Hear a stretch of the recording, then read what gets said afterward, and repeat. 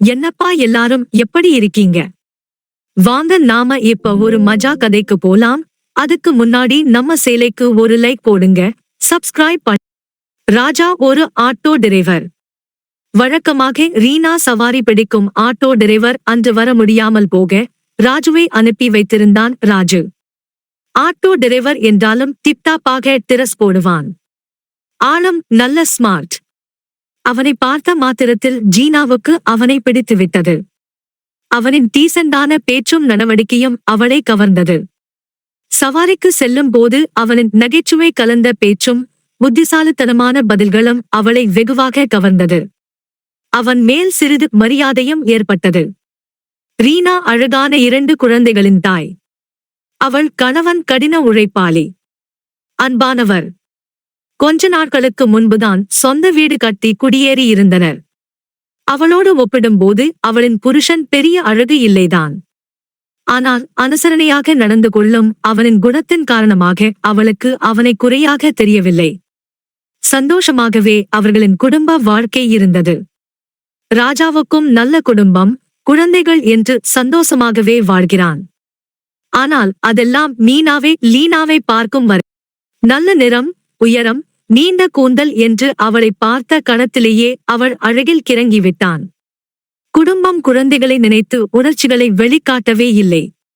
சவாரி முடியும் போது அவனிடம் போன் நம்பர் வாங்கிக் கொண்ட ரீனா அதன் பிறகு அவனையே தொடர்ந்து சவாரிக்கு அழைத்தாள். எனவே இருவரும் சந்திக்கும் வாய்ப்பு அதிகரித்தது. இருவரும் சகஜமாக பேசவும் தொடங்கினர். ஒரு நாள் ராஜுவை சவாரிக்கு கூப்பிட்டு இருந்தாள் ரீனா. அது ஒரு தூர சவாரி. முழு நாளும் அவளுடன் கழிக்க வாய்ப்பு வந்தது. அவளுடைய தங்கையின் குழந்தைக்கு பெயர் சூட்டு. அவளின் புருஷன் அன்று பார்த்து வெளியூருக்கு சென்று விட்டதால் அவள் தனிமையாக ஷாப்பிங் போக நேர்ந்தது. ராஜுவை பார்த்து என் தங்கை குழந்தைக்கு நகையும் துணியும் எடுக்க வேண்டும். அவள் அன்று வழக்கத்திற்கு மாறாக புது பெண் போல் புடவை கட்டி தங்கரதம் போல் ஜோலித்தாள். மஸ்கரா போட்ட அவள் கண்களை சந்திக்கும் போதெல்லாம் அவனுக்குள் என்னவோ செய்தது. அவள் மல்லிகை பூ வைத்து வாசனை திரவியம் போல் மணந்தாள். ஆட்டோவில் வைத்து அவளுக்கு முத்தம் கொடுத்து தன்னோடு சேர்த்து இருக்க வேண்டும் என்று எழுந்த ஆசையை கஷ்டப்பட்டு அடக்கியபடி ஆட்டோவை ஒட்டிக் கொண்டு இருந்தான். எல்லாம் இதுக்கு சரிப்பட்டு வரமாட்டார். என்னாச்சுங்க? வரமாட்டனுட்டாரா? வந்தா சீக்கிரம் கிளம்பு. கிளம்பும் பாரு. பொறுமையா ஷாப்பிங் பண்ண விட மாட்டாரு. இப்ப நான் தனியா ஆட்டோவில் வரது உங்களுக்கு கஷ்டமா இருக்கா? இதில் என்ன கஷ்டம் எனக்கு? அதுவும் உங்க கூட வந்தா கசக்குமா என்ன? ஓகோ, இது வேறையா? என்னை சைட் அடிக்காம ரோட்டை பார்த்து வண்டியே ஓட்டுங்க. இவ்ளோ அழகா இருந்தா யாருக்குத்தான் சைட் அடிக்க தோணாது? போதும் போதும், ஓவரா வழியுது. தொடச்சிக்கிட்டு வண்டியே ஓட்டுங்க. உத்தரவு மேடம். அவன் பாவனையே சொன்னதுக்கு அவள் கழுக்கென்று சிரித்தாள். அந்த சிரிப்பே அவனுக்கு இன்பமூட்டுவதாக இருந்தது. நீங்க தான் என் கூட எல்லா கடைக்கும் ஏறி இறங்கணும். உங்க டேஸ்ட் எப்படின்னு பார்ப்போம். உங்களுக்கு பிடிச்சிருந்தா தான் நகையும் ட்ரெஸ்ஸும் எடுப்பேன் என்று உரிமையுடன் கூறினாள். ராஜனுக்கு முகம் மலர்ந்தது. அதுவரை பட்டும்படாமல் பேசுபவென்று மிகவும் நெருக்கமாக பேசியது அவனுக்கு பிடித்திருந்தது. ஒருவேளை இவளுக்கும் என் மீது ஊறி இது இருக்குமோ? மனதிற்குள் நினைத்துக் கொண்டான் ராஜு. முதலில் நகரின் பிரபல நகைக்கடைக்கு ஆட்டோவை விடச் பலவிதமான டிசைன்களை பார்க்க ராஜு ஒரு குறிப்பிட்ட டிசைனை தேர்வு செய்து அவளிடம் காட்டினான். இது உங்களுக்கு ரொம்ப நல்லா இருக்குங்க, நகை எனக்கில்லை. அவள் அவனிடம் கிசுகிசுத்தாள். உங்க ஹஸ்பண்ட் சொல்ற நகை டிசைன் சூப்பரா இருக்கு மேம் என்றாள் அங்கிருந்த அழகான சேல்ஸ் கேரு. லீனா வெட்கத்தில் முகம் சிவந்தாள். அவனே தன் புருஷன் என்று அந்த சேல்ஸ் கேர் நினைத்து பேசியதை அவள் உள்ளூர ரசிக்கவும் செய்தாள். எனவே அவள் பேச்சுக்கு மறுப்பு சொல்ல வந்த ராஜுவை மெல்ல அவன் உள்ளங்கையை கிள்ளி அமர்த்தினாள். அவனுக்கும் அதில் ஒரு சந்தோஷம்தான். சும்மா இருந்து விட்டான். அவன் சொன்ன டிசைனை ரீனா ஓகே செய். ராஜுவுக்கு டபுள் சந்தோஷம். நகைக்கடை விட்டு வெளியே வரபோது நேரம் மதியம் நெருங்கியிருந்தது. மீனா அவனிடம் நல்ல ஓட்டலா பார்த்து வண்டியை விடுங்க, போய் சாப்பிடலாம். இருவரும் சாப்பிட்டுக் கொண்டிருக்கும் போது பேச்சு குடும்ப வாழ்க்கை பற்றி தாவியது. அவள் அவனுடைய மனைவி குழந்தைகள் பற்றி விசாரிக்க, அவனும் அவளுடைய கணவன் குழந்தைகள் பற்றி பேச்சு கொடுக்க ஆரம்பித்தான். இருவருக்கும் இடையே நட்பு கூடிக்கொண்டே போனது. ரீனா, நாம 2 பேரும் நல்ல ஃப்ரெண்ட் சாய மாட்டோம். கொஞ்சம் ஃப்ரீயா பேசினா தப்பா எடுத்துக்க மாட்டேன். அவள் எதை சொல்ல வருகிறாள் என்று புரியாமல் கொஞ்ச நேரம் திருதிருவென்று விழித்தான் ராஜு. அவனுடைய குழப்பத்தை உள்ளூர ரசித்துக் கொண்டு அவளே தொடர்ந்து பேசினாள். உங்க வைஃப் எப்படி? உங்களை நல்லா கவனிக்கிறார்களா? அவன் அவளை கொஞ்ச நேரம் உற்று பார்த்துவிட்டு, முன்ன மாதிரி இல்லிங்க, குழந்தைகளை கவனிக்கவே அவளுக்கு நேரம் பத்தல. எல்லா வீட்டிலேயும் ஒன்னு போல தான் போல. எங்க வீட்ல என் புருஷன் இப்போ என்ன கண்டுகொள்வது இல்லை. You mean sex life. இப்பவாவது புரிஞ்சதா? உங்க மரமண்டைக்கு சீரியஸா தான் பேசுறீங்களா? எவ்வளவு அழகா இருக்கீங்க, எப்படி விட்டு வைக்க அவருக்கு மனசு வருது? எனக்கு உங்கள மாதிரி ஒருத்தி கிடைச்சிருந்தா இதுதான் லைஃப். கடவுளுடைய விளையாட்டு. மாத்தி மாத்தி ஜோடிய மேட்ச் பண்ணி உண்மைதான். அதனாலதான் நாட்டுல கள்ளக்காதல் பெருகிடுச்சு. அது என்ன கள்ளக்காதல்? எல்லாமே நல்ல காதல்தான். என்னங்க இவ்ளோ ஃப்ரீயா பேசுறீங்க? உங்க கிட்ட தானே பேசுகிறேன். தப்பா எடுத்துட்டீங்களா? இல்லீங்க, உங்களோட பெஸ்ட் ஃப்ரெண்டா நினைச்சு சொல்றீங்க. நான் தப்பா எடுப்பேனா? இன்னைக்கு உங்களை சவாரிக்கு கூப்பிட்டதே உங்ககிட்ட என் மனசில் இருப்பதை ஷேர் பண்ணதான். தேங்க்ஸுங்க. உங்க மனசுல எனக்கு இடம் கொடுத்ததுக்கு என்னவோ தெரியல. பார்த்த முதல் நாள் இருந்து உங்க மேல எனக்கு ஒரு கிரஷ் வந்துடுச்சு. எனக்கும் உங்களை ரொம்ப பிடிக்கும். இப்போ யூ டோன்ட் மைண்ட். நாம 2 பேரும் கள்ளக்காதல் பண்ணலாமா? அடி செருப்பால. கொஞ்சம் ஃப்ரீயா பேசுனா என்னை உன் கூட படுக்க கூப்பிடுறியாடா? என்னங்க திடீர்னு இப்படி பேசுறீங்க?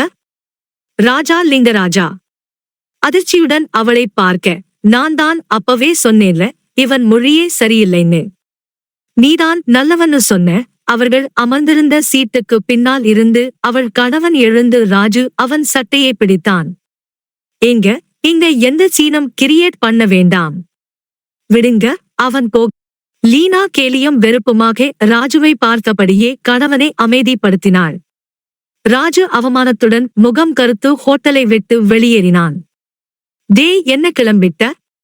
சாப்பாட்டுக்கு யாரு காசு கொடுப்பா என ரீனா ராஜுவை சீண்ட, மேஜையின் மேல் உணவுக்கான 500 ரூபாய் தாளை வைத்து விட்டு சென்றே விட்டான் ராஜு. ராஜு சில நாட்களாக மன உளைச்சலில் இருந்தான். எந்த சவாரிக்கும் போகவில்லை. ரீனா நடந்து கொண்ட விதம் அவனை அதிர்ச்சியும் அவமானமும் கொள்ள வைத்திருந்தது. எந்த பெண்ணை பார்த்தாலும் எரிச்சலாக வந்தது. எல்லாம் பேச தேவடியாள்கள். இப்படியாக பலவிதமான எண்ணங்கள் சூழ மனதுக்குள் குமைந்து கொண்டிருந்த ராஜுவின் அலைபேசி ஒலி அவன் கவனத்தை கலைத்தது. ரீனா தான் கால் செய்தா. எதுக்குடி எனக்கு கால் பண்ற என்று எடுத்த எடுப்பில் கத்தினான். சாரி ராஜ். சாரி ப்ளீஸ், என்னை மன்னிச்சிடுங்க. என்னதான் கோபமாக இருந்தாலும் அவளின் குரல் அவனை உருக்கியது. சரி சொல்லுங்க, சின்ன ஒரு மிஸ்டேக் ஆயிடுச்சு. உங்க கிட்ட கொஞ்சம் தனியா பேசணும். வேண்டாம் மேடம். வேண்டாம். நீயும் உன் புருஷனும் சேர்ந்து விளையாட நான் ஆள் இல்ல.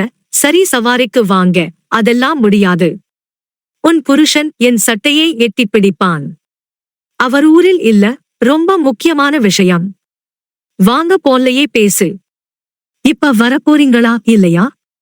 அவள் குரலில் தொனித்த உரிமை கலந்த கோபம் அவனை சம்மதிக்க வைத்தது. சரி என்றான். இங்க எதுவும் பேச வேணாம். ஊருக்கு வெளியே போங்க. ஆட்டோவில் ஏறி ரீனா சொன்னாள். அது பிற்பகல் நேரம். வாகன நெரிசல் இல்லாத சாலையில் ஆட்டோவை ஊர் எல்லை தாண்டி ஓட்டியபடியே அவளிடம் பேச்சு கொடுத்தான். சொல்லுங்க, என்ன பேசணும்? உங்களை அடிக்கடி சவாரிக்கு கூப்பிடுறேன் என்று என் வீட்டுக்காரருக்கு நம்ம மேல சந்தேகம். நீங்க நல்லவர் இல்லைன்னு அடிக்கடி சொல்லுவார். நான் இல்ல, நல்ல ஆளுதான் என்று சொல்லுவேன். அதுக்கு நீ அவன்கிட்ட கொஞ்சம் ஃப்ரீயா. அவன் சுயரூபம் உனக்கு தெரியும் அப்படின்னாரு. அதான் அன்னைக்கு அப்படி நடந்துகிட்டேன். நீங்களும் அவர் நினைச்ச மாதிரியே நடந்துகிட்டீங்க. நீங்க ஃப்ரீயா பேச சொன்னீங்க, பேசிட்டேன். சரி, நான் தப்பானவன்னு தெரிஞ்சுடீங்கள்ல, இப்ப எதுக்கு என்கிட்ட சாரி சொல்லுறீங்க?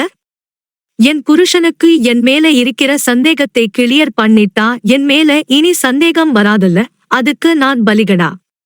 சரிங்க, அதான் மன்னிப்பு கேட்க வந்தேன். சரிங்க, இனிமேல் என்னை சவாரிக்கு கூப்பிடாதீங்க. அப்படின்னா உங்க சவால் எப்படி நிறைவேறும்? என்ன சவால்?